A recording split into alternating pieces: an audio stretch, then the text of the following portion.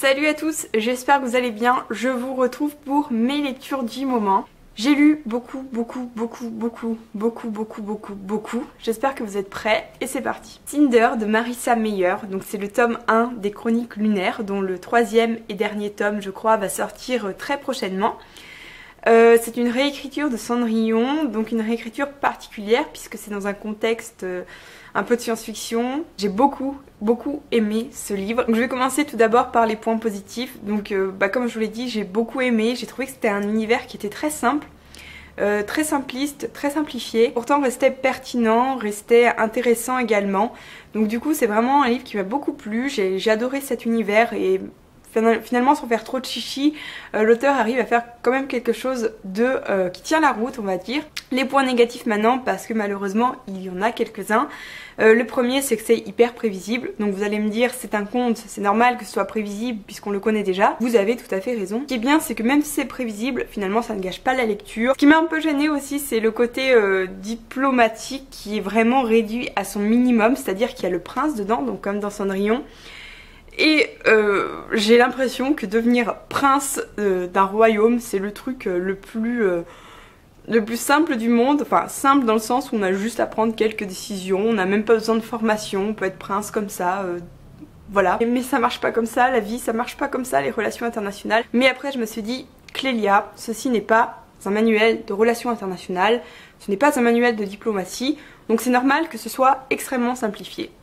Si vous partez du principe que c'est une réécriture de conte, donc que vous n'attendez pas des choses totalement, voilà. Il y a un univers sympa, il y a une histoire qui tient en haleine, une héroïne comme ça, que j'ai adorée. Donc je vais bientôt acheter la suite, même si je ne le trouve dans aucune librairie de Aix-en-Provence. Donc si vous êtes libraire à Aix-en-Provence, merci de commander Scarlett. Le Royaume d'Emmanuel Carrère. Alors ce livre, j'aurais tant à vous en dire, parce que c'est...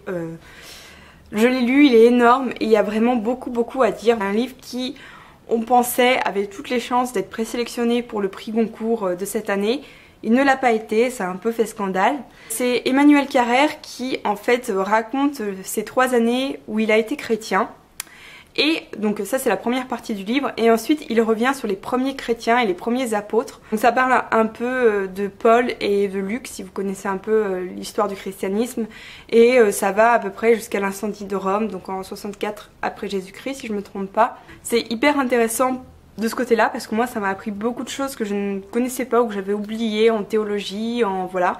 Et c'est très intéressant. Maintenant il y a quand même des points négatifs. Finalement moi je suis très mi-figue, mi-raisin sur ce livre. La première partie, la première moitié du livre, j'étais complètement emballée. J'avais l'impression d'apprendre plein de choses à chaque fois que je tournais une page. J'avais l'impression que c'était vraiment très riche en connaissances. Ça me stimulait intellectuellement. La deuxième partie m'a beaucoup plus ennuyée, je l'ai trouvée longue, j'ai trouvé que l'auteur revenait sur des choses dont il avait déjà parlé, il passait parfois du coq à l'âne et c'est vrai que c'est assez difficile à suivre. Fait que l'auteur parle beaucoup de lui-même, donc c'est très moi-je dans ce livre, c'est vraiment oui j'ai eu une crise de foi, oui j'ai beaucoup aimé Dieu. La chose qui m'a le plus dérangée je pense dans ce livre, et ça peut faire polémique, c'est que je l'ai trouvé très bobo, très élitiste. C'est-à-dire que Emmanuel Carrère, c'est quelqu'un qui, comme il le dit lui-même, est né avec une petite cuillère en or dans la bouche. Enfin, il a été très favorisé par sa famille, par ses études, il a fait Sciences Po Paris, il peut vivre très bien de son métier d'écrivain, donc il n'a vraiment jamais eu aucun problème d'argent, etc. Et parfois c'est un peu gênant. Donc par exemple quand il commence à nous parler du fait que c'était difficile de trouver une belle maison en Grèce, que c'était difficile de trouver une personne pour s'occuper à domicile de ses enfants, que voilà, enfin que c'était difficile de travailler toujours chez lui dans son bureau, ça m'était un peu mal à l'aise parce que pas le fait qu'il gagne de l'argent, mais le fait que voilà qu'il avait un peu des préoccupations de riche. Et nous ne vivons pas dans le même monde. Et le truc c'est que l'auteur le reconnaît lui-même dans le livre, il dit j'ai bien conscience que voilà, que je suis peut-être mal placée pour parler de tout ça parce que j'ai été favorisée par la vie, par ma famille, par mon éducation, etc. Maintenant ça n'enlève pas la qualité du livre, mais peut-être que la portée du livre, le message du livre est un peu atténué par ce fait là. Après, à voir, chacun son avis là-dessus, je vais pas trop me lancer là-dedans. Pour résumer, je dirais qu'il ne faut pas cracher sur ce livre. Je pense que c'est un livre qui a demandé énormément de travail, qui par certains aspects est absolument passionnant. Si vous avez un petit intérêt pour la théologie, pour l'histoire, pour le christianisme, je vous conseille de le lire. Maintenant, je vous mets en garde quand même, c'est une lecture qui est assez longue, qui est assez difficile par moments, qu'il faut rester concentré pour comprendre certains passages. Il faut avoir quand même un intérêt pour certaines questions philosophiques ou théologiques. Maintenant, je pense qu'il ne faut pas se mettre de barrières, qu'il faut essayer, voilà, qu'il faut parfois se tirer vers le haut, comme on dit. Voilà, et ne faites pas comme Gérard Collard qui a lu 10 pages et qui nous dit que c'est trop dur, qu'il ne pourra jamais le lire. Non, il faut quand même s'accrocher un peu et voilà. Et vous pouvez y arriver si ça vous intéresse, bien sûr. Ensuite, Insaisissable, le tome 1 ne me touche pas. Donc là, malheureusement, ça a été globalement une petite déception. Disons que j'ai trouvé la situation initiale vraiment très bien, donc je vais vous la raconter rapidement. En gros, l'histoire commence avec une jeune fille qui est enfermée dans une pièce et on ne sait pas pourquoi, on ne sait pas du tout dans quel monde elle vit, qu'est-ce qui s'est passé, comment elle en est arrivée là. On commence juste vraiment dans une pièce, dans un huis clos, et j'ai trouvé ce début du livre vraiment génial. L'atmosphère du huis clos était très angoissante, on se posait pas mal de questions. Donc j'ai beaucoup aimé cette situation initiale, mais après ça s'est totalement détérioré à mon goût. On tombe un peu dans le moins original, voilà, enfin ça m'a un peu déçue, je me suis un peu ennuyée.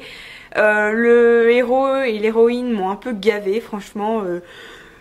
Ils commencent à s'embrasser en plein milieu d'une action hyper importante où leur vie est en jeu et ça me saoule, on s'embrasse pas alors que notre vie est en jeu, mince, sauvez-vous avant. L'histoire d'amour prend trop de place, elle est un peu lourde et je pense que c'est tout simplement parce que c'est pas mon genre, ça peut tout à fait plaire à pas mal de monde, c'est pas mauvais, enfin comme je vous l'ai dit, le début est bien, la fin est pas mal, il y a des petites surprises comme ça qui sont assez sympas. Mais globalement, j'ai pas été sous le charme, j'ai pas été emballée et je me suis ennuyée. Enfin, j'ai lu Indécent, donc de Colleen Hoover. Alors ce livre, je tiens à vous en parler parce que il faut que vous fassiez hyper attention. Donc attention, ce n'est pas un livre érotique du tout, ce n'est même pas un livre new adulte. Il n'y a absolument aucune scène de sexe dedans. Il ne faut pas faire des couvertures comme ça pour ce livre parce que déjà c'est, enfin je sais pas, quand on voit ça on se dit c'est encore un roman érotique alors que c'est pas du tout le cas. Nous ont mis la citation repousse tes limites, elles sont faites pour cela. Ça sonne comme un truc sadomasochiste alors que ça n'a rien à voir avec un truc sadomasochiste. Même le titre en français il ne va pas du tout, donc je sais pas ce qui s'est passé, pourquoi ils ont fait ça, mais ça ne colle pas, ce n'est pas un livre érotique. C'est un roman contemporain, c'est un roman presque young adulte en fait, enfin entre les deux on va dire. C'est l'histoire d'une jeune fille qui vient de perdre son père d'une crise cardiaque et qui avec son petit frère et sa mère vont déménager au Texas et là elle va rencontrer quelqu'un. C'est un peu une romance mais pas que, il y a quand même d'autres choses à côté. J'ai été un peu agacée par l'héroïne dans la première partie du roman parce que je la trouvais un peu immature, je la trouvais pénible, mais elle change en fait, elle évolue et ça c'est cool et finalement je reste sur une note positive à la fin de ma lecture. Il est cool, il se lit bien, il est intéressant, il est parfois triste, même souvent triste d'ailleurs. Et voilà, je vous le conseille plutôt, il est pas mal. Bon, ça n'a pas été le coup de cœur non plus extraordinaire. Il y a des choses qui m'ont touchée particulièrement pour tout un tas de raisons, mais je peux pas vous en parler. Sinon, je vais vous spoiler, donc je ne vous dirai rien. Mais voilà, c'est un sujet qui m'a touchée. Et voilà, ce que je voulais vraiment vous dire, c'est que ne vous fiez pas à cette couverture, enfin c'est pas possible quoi, mais pourquoi ils ont fait ça? Pourquoi?